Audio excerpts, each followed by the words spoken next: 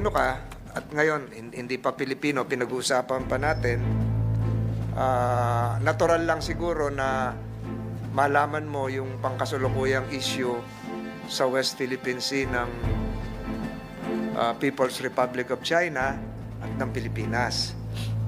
Tanungin kita, pag Pilipino ka na, saan ka kakampi doon? Yung sa posisyon ng Pilipinas o sa posisyon ng China? Hindi kailangan ko lang isip. Kumpleto naman yung mga papeles mo. Bakit gusto mo maging Pilipino? Bakit gusto mong maging Filipino citizen? Marami na kami Pilipino rito. Mababait ang Pilipino. Mababait ang Pilipino. Bakit gusto mo maging Pilipino? Mabait talaga ng mga Pilipino po. At saka, ang 30 years na po ako dito sa Pilipinas po. Hindi ko tinatanong kung ilang taong ka na rito. Bakit gusto mong maging Pilipino? Kaya, yung matagal po na ko dito, yung mga kaibigan ko, mga Pilipino, mabait po. At saka talagang gusto kami ng habang buhay, pagtirahan po dito. Gusto mo ng habang buhay sa Pilipinas? Opo. Handa kang mamatay na Pilipino? Ha? Opo, hanggang patay po. Ano sa... I've been looking at your records. Ano ba gusto mo? Mag-Inglesan tayo o mag-Tagalog? Tagalog lang po. Tagalog? Opo. Bakit marunong ka na mag-Tagalog? Lagi ko lang kausapin mga kaibigan ng Pilipino po. Dahil ganun katagal ka na sa Pilipinas? 33 years na po. 33 years. Opo. So, may pamilya ka na rito? May anak ka na rito? Meron po, dalawa po. Dalawang po? O ano? Dalawang anak ko po. Dalawa ang anak mo. Natatawa itong mga tiga-DBM eh. Dalawa ang anak mo sa Pilipinas. Saan nag-aral yung mga anak mo? Sa lalaki po sa Xavier. Ang babae. Xavier. Opo. Xavier. Dito yan sa San Juan. Opo. Yung babae po sa Ika. Ano ba yung Ika? Yung Sa San Juan? Yung San Juan din po. San Juan. Sa San Juan. Oo. Kasama mo ba dito yung mga anak mo?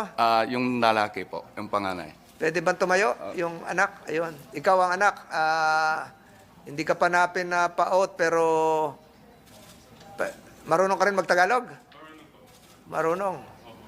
Raise your right hand. Do you swear to tell the truth and nothing but the truth in the Senate hearing?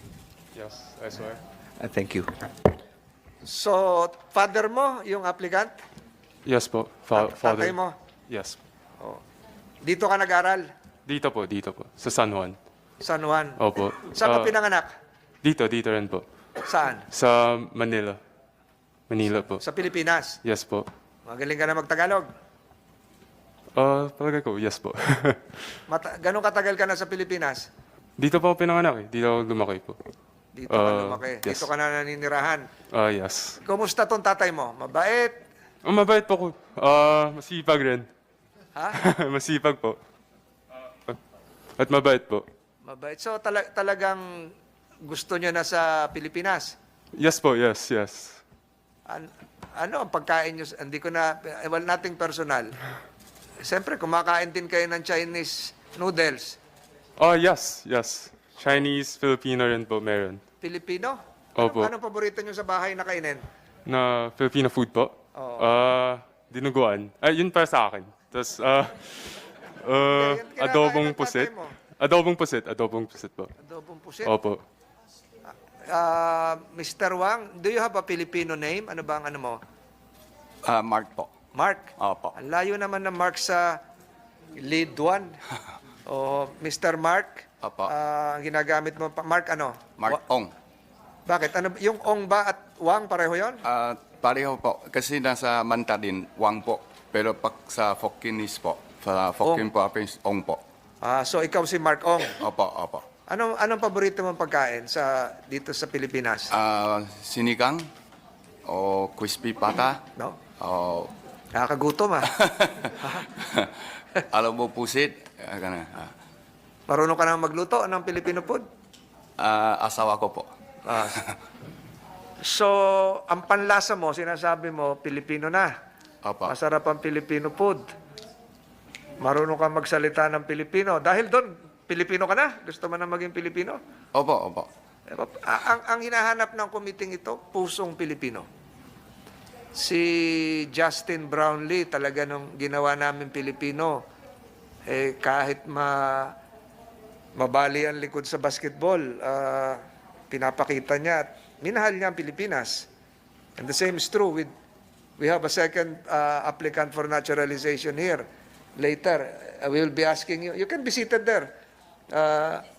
So that is also what we will be requiring. Paano masasabi na meron ka ng pusong Pilipino?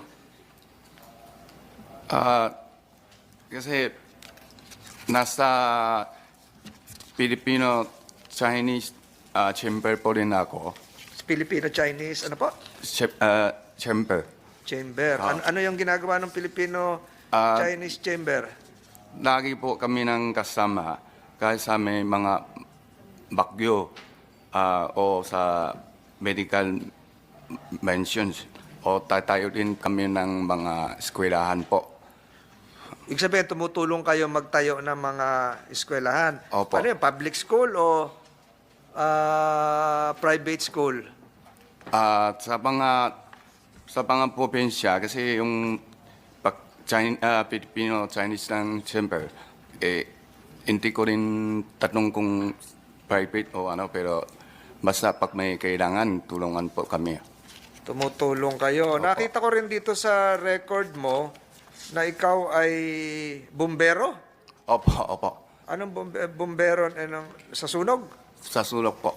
2005 hanggang 2012, yung bumbero po ako. Ermita Malate Fire Rescue Volunteer Association. Opo.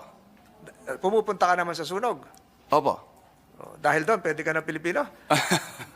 Tumutulong kang maapula ang sunog. So, nagdo-donate ka rin sa mga nasunugan. Opo. Kaya hanggang ngayon, direkto pa rin ako po doon sa Emirata ng yung bumbero po. Tapos dito sa Philippine-Chinese Chamber of Commerce and Industry, nagbibigay kayo sa mga kalamidad, medical mission. Tapos, etong Juan Care Foundation, Opo. ano naman ito?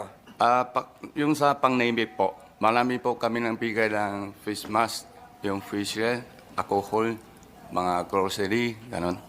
Nung pandemic? Opo. Halimbawa, saan lugar kayo namigay? Marami po. Ang Pasay, Manila, Paranaque, marami po.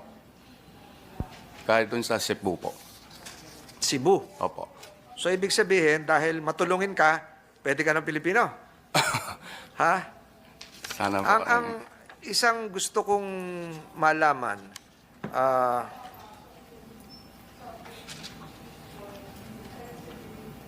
ikaw ba ay dumaan din sa hirap? Kasi ang Pilipino ay sanay sa hirap.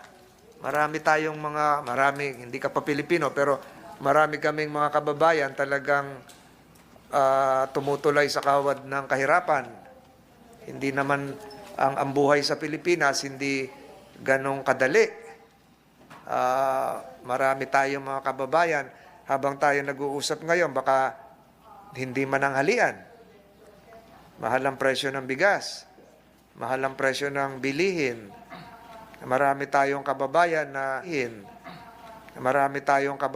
na hindi nakakapag-aral kasi walang pangmatrikula.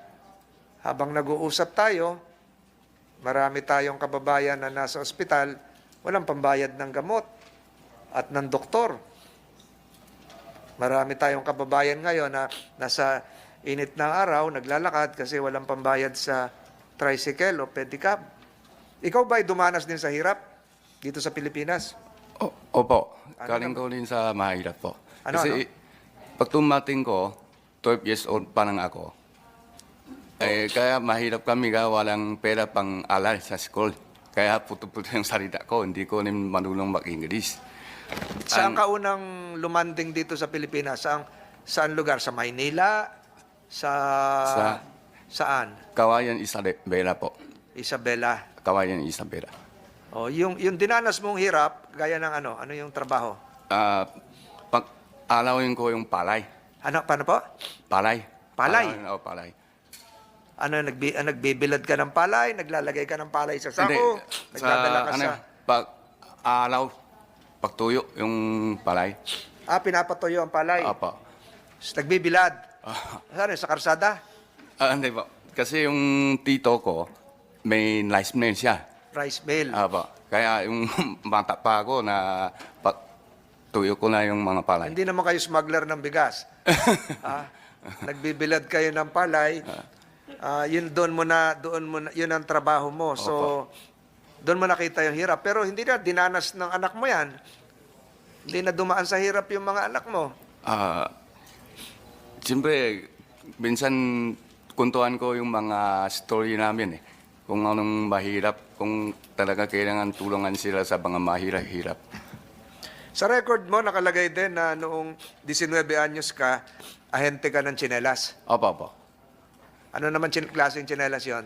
Mga karing China po. Tsinelas, yung tsinelas na... Saka mga lambit po. Tinitingnan ko itong mga paano mga babae rito. Wala namang nakasuot na yung... Anong tawag doon? Oo. Yung sipit na gano'n? Yung mga mula lang po. Magkano yung tsinelas? Mga nakalimutan ko pero siguro mga hindi apat ng 30 o ano gano'n lang. Isang pares. Opo. Ano yun, nilalako nyo? Tinitinda nyo? Tindihan mo. Ahintay ko po. Pwede utang? Binsan, pak suki. Tapos, nakarating ka na ng Maynila. Opo. Bakit mo naman naisipan pumunta ng Maynila? Trabaho ko sa printing na t-shirt. Printing ng t-shirt. Opo. Baka sa mga kandidato yun, So, nakita mo ang hirap ng Pilipino. Opo. Kasi kahit dun sa printing, ako lang isang Chinese eh. Puro Pilipino. Kaya lagi kami na kasama. Ang lumi yung printing, di ba? Mga pintula. Sama-sama kami. Alam ko po. Pag sweldo, inuman niya ng mga gin, beer. Pagsapato. Ngayon, lumalabas dito sa records na hawak ko, meron ka ng 800 na empleyado. Kasi apat ng company po kami. Mga pag-total, apot ng 1,300 po. 1,300. So, ang status mo ngayon, ano ka? Illegal alien? Resident alien? Legal po. Illegal? Hindi, legal. Legal alien ka. Legal alien ka. Legal alien ka. Alam nyo, Mr. Wang, Mr. Ong, ako po yung laging tumitindig tungkol sa problema sa West Philippine Sea. Matatanungin kita, pwede mong sagutin to o hindi sagutin. Pwedeng baliwalain mo. Kung sakaling maging Pilipino ka, at ngayon hindi pa Pilipino, pinag-uusapan pa natin, natural lang siguro na malaman mo yung pangkasulukuyang issue sa West Philippine Sea ng People's Republic of China at ng Pilipinas. Kung Pilipino ka, naging Pilipino ka na naturalize ka na,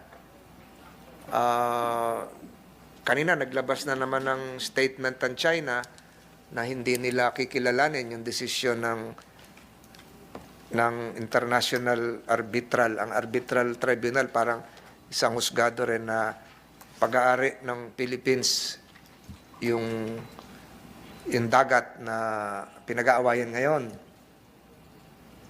Siguro, tanungin kita, pag Pilipino ka na, saan ka kakampi doon? Yung sa posisyon ng Pilipinas o sa posisyon ng China? Hindi kailangan ko lang isip. Pilipinas po. Kasi dito talaga ako eh. Okay. Malabo ako dun sa China. Kasi wala na ako dun. Okay. Siguro yung anak mo, ganun din. Siyempre. Ha? Yes po, yes. before lunch is served, Mr. Lee Duan Wang. Pag naging Pilipino ka, hindi ka lang manunumpa sa Pilipinas, kasama na yung saligang batas. Ulitin ko ulit yung tanong, kanino ka kakampi? For the record, sa usapin ng West Philippine Sea, sa China o sa Philippines? Pilipinas po. Pilipinas. Ibig sabihin, susuportahan mo ang ginagawa ng ating pamahalaan. Opo. Salamat. Senator De La Rosa? Mr. Chair, Mr. Chair, Yes.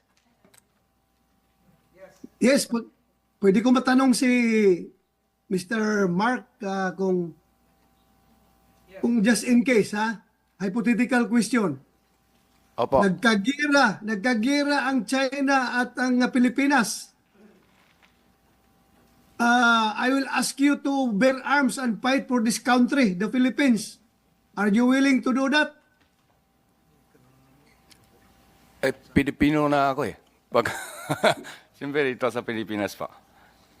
So you're willing to fight for this country?